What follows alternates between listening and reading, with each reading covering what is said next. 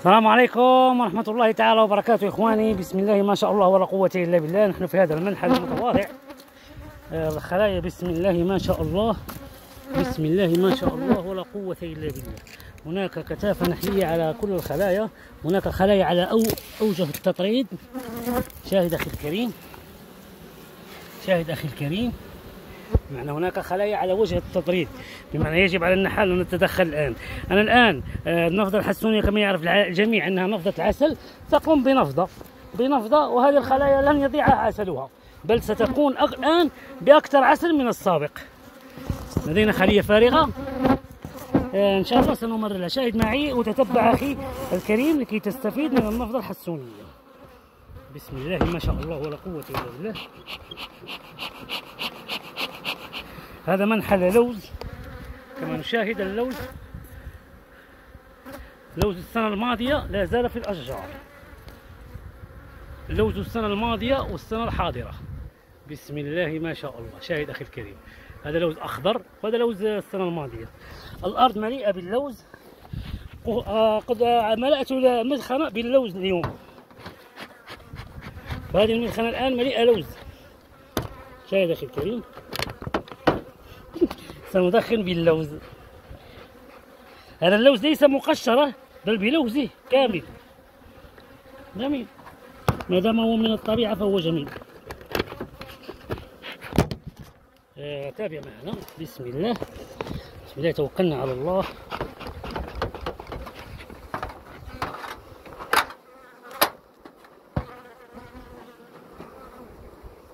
والذي تكلمنا عليه بسم الله ما شاء الله ولا قوة إلا بالله. كثافة نحلية.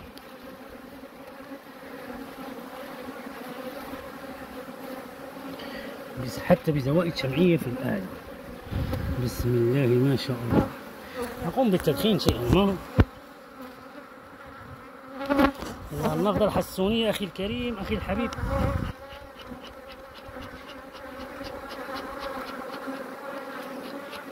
هذه الكثافة النحلية سيكون بها إن شاء الله ما خلية أخرى، بمعنى لن نضيع لا في العسل ولا نضيع لا في هذا هو التدخل الآن. هيهات هيهات لو كان عندي كثافة حاضنة الآن بالداخل سيكون روعة روعة. أدخن لأن المدخنة أشعلته الآن لا زال لم يأخذ قوته هذا اللوز. بسم الله يا جلالي. أول إطار كما نشاهد، إطارات مختومة بالعكبر. بسم الله، الله أكبر. عسل يا أخي. أول إطار دائما لا تكون فيه الملكة، أول إطار لا تكون فيه الملكة أبدا.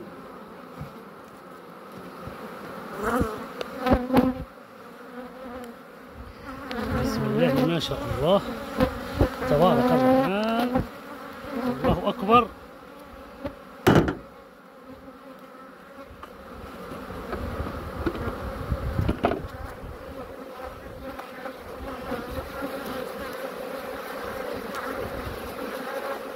نحن يقوم بالختم، ماضي في الختم. ماذا سنكتب اليوم؟ 5/7/23.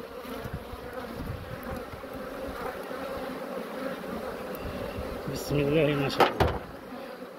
من دون عسل، إطارين عسل أعطينا الآن للنفضة، سنبحث لها عنه.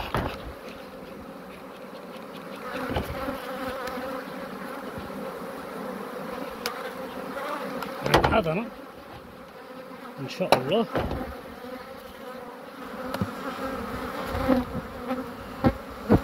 إطار آخر عسل، أخذنا 2 عسل. هذا سنضعه شاهد أخي الكريم.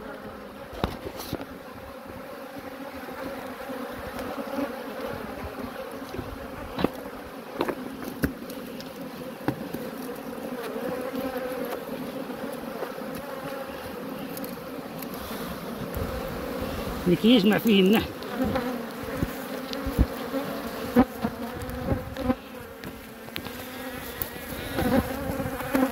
الله ما شاء الله. شاهد أخي جمالية الخلية وأنا مباشر. عمق الخلية، هذا هو الروعة في الخلية البيضاوية يا أخي الكريم.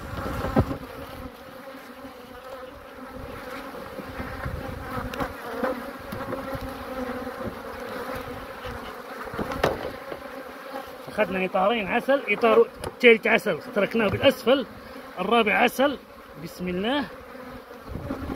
الآن ستبدي الحضانة أكيد.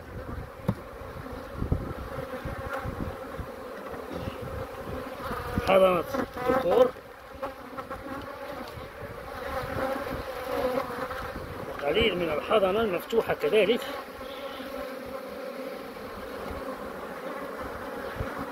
ماذا نصحت دائما؟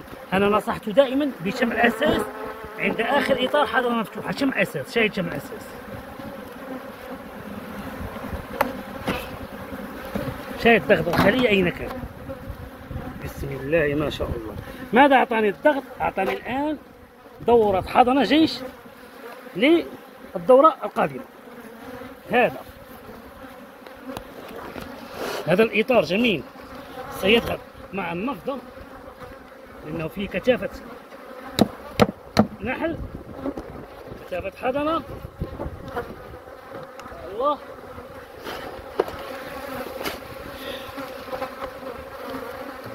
الآن ماذا أحتاج؟ أحتاج فقط لإطار مفتوح. هذا فيه بيض مفتوح ومغلوق وكل شيء، لكن إن وجدت أفضل منه سيكون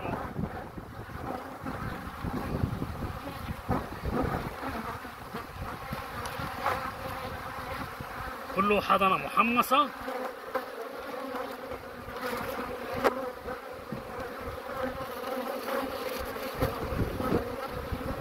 هذا فيه حضنة مفتوحة مغلوقة. هذا لا دقيقة آخر أفضل. سنشاهد الآن بالبحث عن إطار، بمعنى إطار الحضنة الذي أريده. كله حضنة، كله حضنة.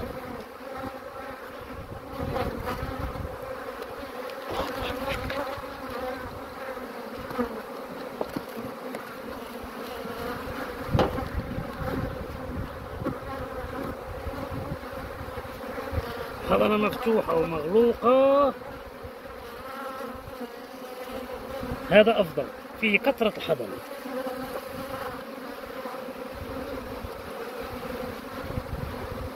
ربما هذا أفضل. آخر إطار مخزون حبوب اللقاح، عسل ومخزون حبوب اللقاح. جميل.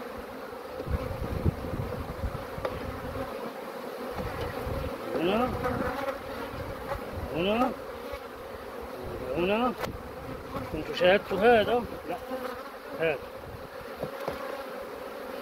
هذا كنت شاهدت به أكثر بيض صغير. نعم، هذا فيه بيض اليوم. هذا البيض هنا أصغر من الآخر. حقيقة هذا لم أتفقد جيدا. لا، هذه حضنة ذكور، هذه حضنة ذكور. نأخذ هذا.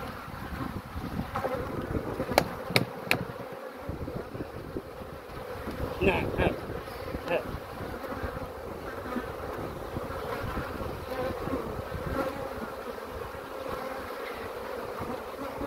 هذه إطارات كانت قد تكسرت من الشمع. سأضع واحد هنا عند الملكة الأم.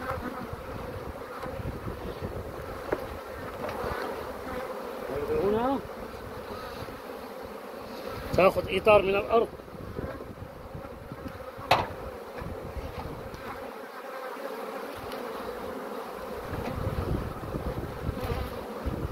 إطار الأرض معي نحل هنا.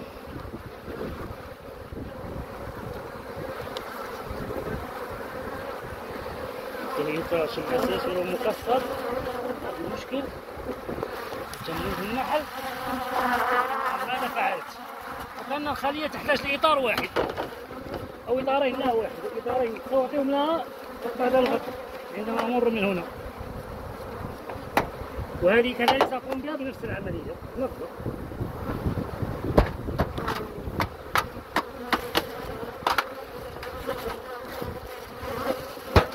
سأقرر لها المكان.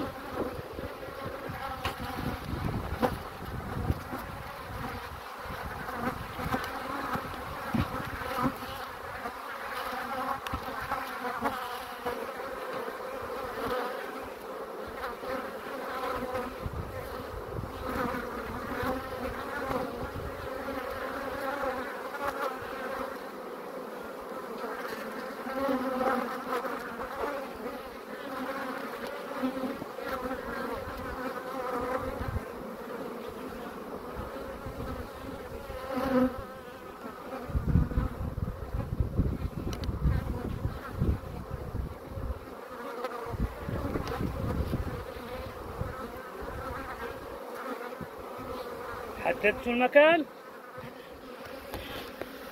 اخترنا المكان في نفس المنحل. شاهد أخي الكريم، ذلك الصندوق الأخير من هنا إلى هناك 4 أمتار. شاهد، تقوم بإحضارها أفضل لكي يكون التصوير جميل.